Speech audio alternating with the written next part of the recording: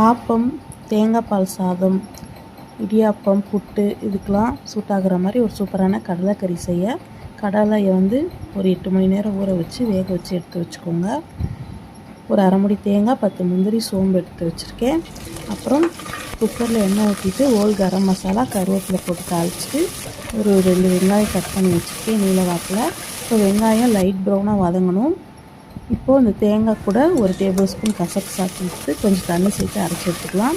இப்போ வெங்காயம் நல்லா வதங்கினதும் ஒரு டேபிள் ஸ்பூன் இஞ்சி பூண்டு பேஸ்ட் சேர்த்து வதக்கிட்டு ஒரு 2 தக்காளி கட் பண்ணி வச்சுருக்கேன், அதையும் சேர்த்துட்டு வதக்கிக்கோங்க.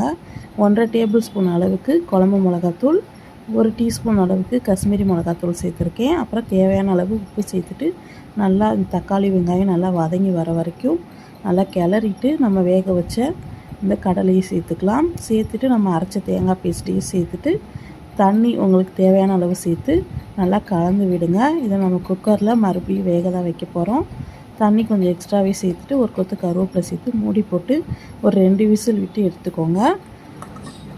நம்ம கடலைக்கறி சூப்பராக ரெடி ஆகிடும்.